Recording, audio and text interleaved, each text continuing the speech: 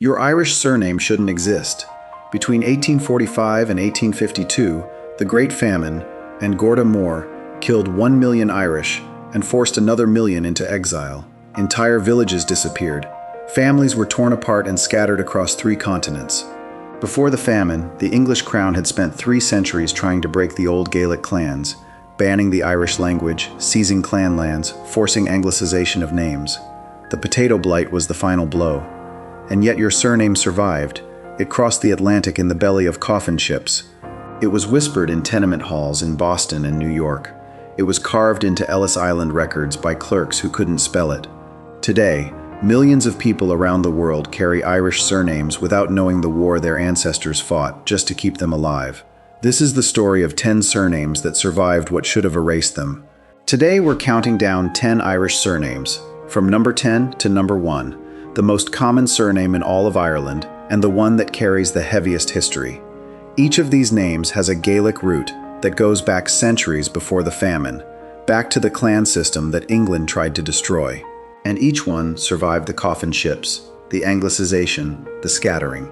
If your surname appears on this list, you're carrying a bloodline that empires tried to erase. And if it doesn't appear, drop your Irish surname in the comments. I'll tell you what it survived and which clan you come from. Let's decode the blood. Number 10. Doyle. The surname comes from the Gaelic O Dubhale, descendant of Dubhale, which literally means dark foreigner. It was originally given to Viking settlers who came to Ireland in the 9th century and intermarried with Gaelic families in the southeast, especially in County Wexford.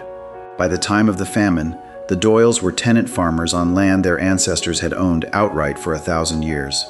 When the potato crops failed in 1846, the Doyles of Wexford watched their children starve, while the landlords, many of them absentee English lords, exported Irish grain to Britain. Thousands of Doyles boarded ships to America and Australia between 1847 and 1851, leaving behind mass graves and burned cottages.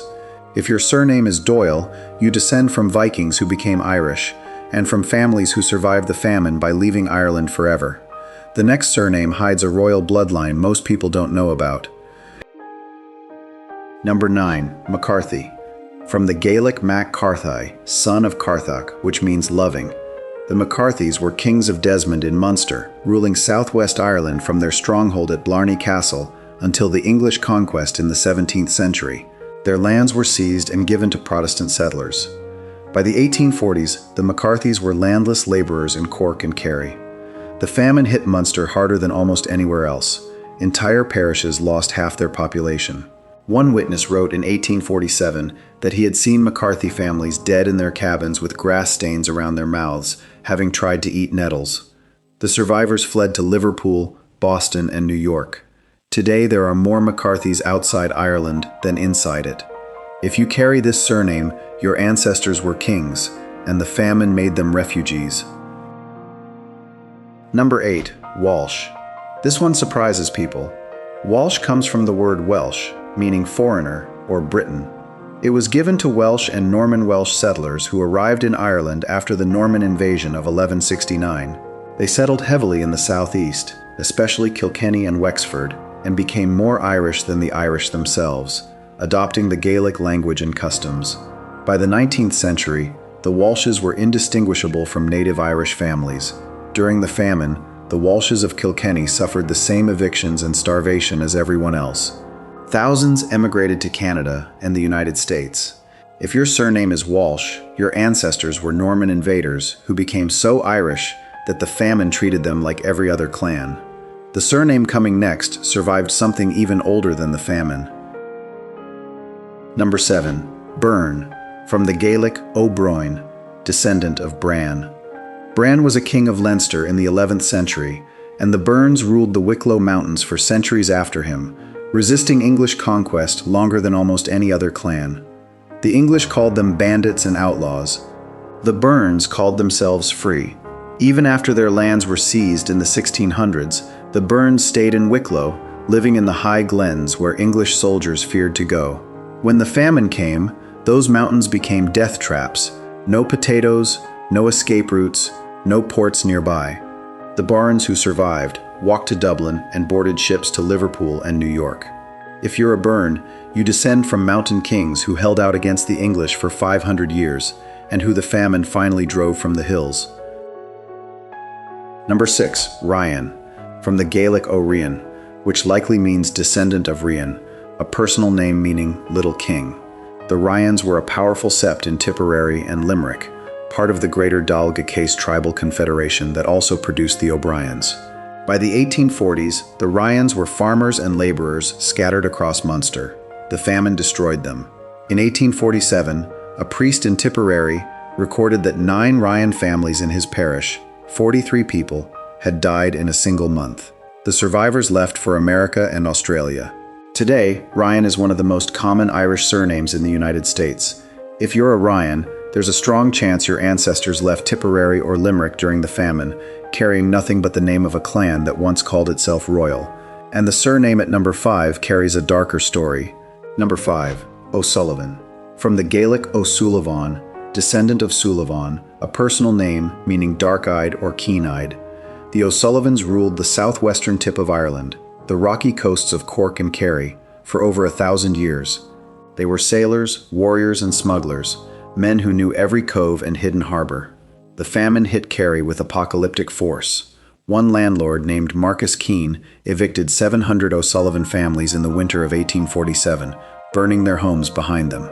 They walked west to the nearest port and boarded ships for Boston and New York, where Sullivan became one of the signature Irish surnames of the American working class.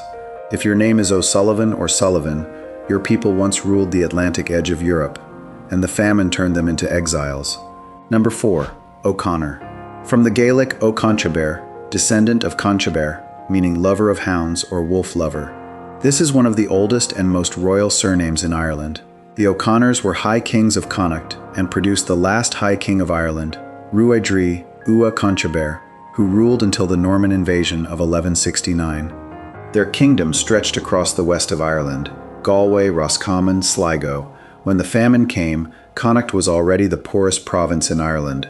The land was thin, the farms were tiny, and the people were almost entirely dependent on potatoes. Between 1845 and 1851, the population of Connacht dropped by nearly 30%. The O'Connors who survived emigrated in waves to America, Canada, and Australia. If your surname is O'Connor, you carry the blood of high kings and the memory of a famine that nearly erased them. Before we get to the top 3, subscribe if uncovering what your surname survived fascinates you. Every week we decode the bloodlines of a new region. Now, number 3, O'Brien. From the Gaelic O'Brien, descendant of Brian. And not just any Brian, Brian Boru, the High King who unified Ireland and defeated the Vikings at the Battle of Clontarf in 1014. The O'Briens ruled Thomond, the kingdom of Clare and Limerick, for centuries. By the 1840s, most of them were tenant farmers on land their ancestors had owned as kings. When the famine struck, Clare was one of the hardest hit counties. In 1849, the British government sent inspectors to Clare and reported scenes they described as worse than anything witnessed in war. Thousands of O'Briens left for America between 1847 and 1855, and the surname became one of the most recognizable Irish names in the United States. If you're an O'Brien, you descend from the man who saved Ireland from the Vikings, and from families who survived the famine by leaving Ireland behind. Number 2, Kelly. From the Gaelic O'Kelly, descendant of Cailleach, which probably means bright-headed or warrior. The Kellys were everywhere. There were multiple independent Kelly clans scattered across Ireland, from Galway to Meath to Derry. By the time of the famine, Kelly was already one of the most common surnames in Ireland, which meant that thousands of Kelly families faced the famine simultaneously in different counties. Some were evicted in the west, others starved in the Midlands. Many fled to Liverpool, where Kelly became synonymous with Irish immigrant poverty in the mid-19th century.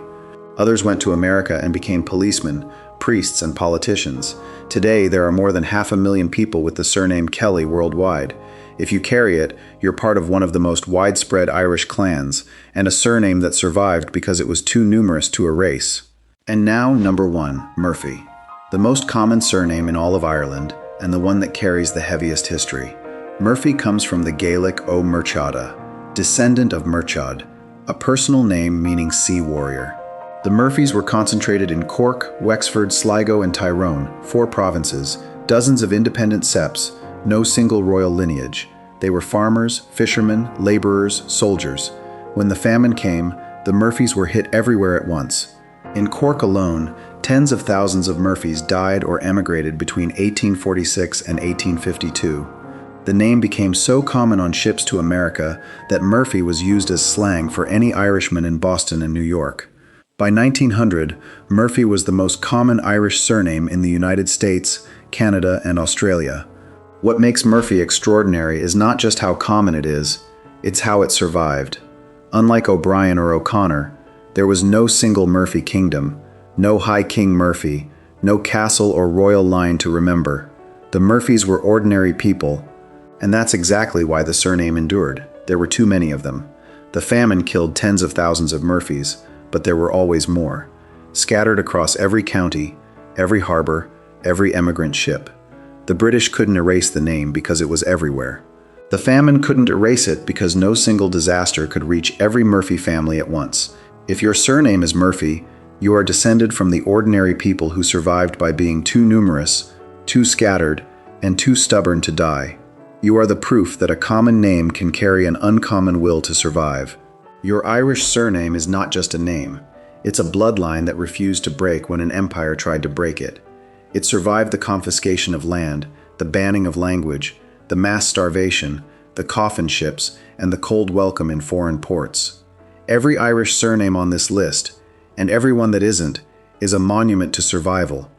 The people who carried these names didn't choose to be heroes, they just refused to disappear.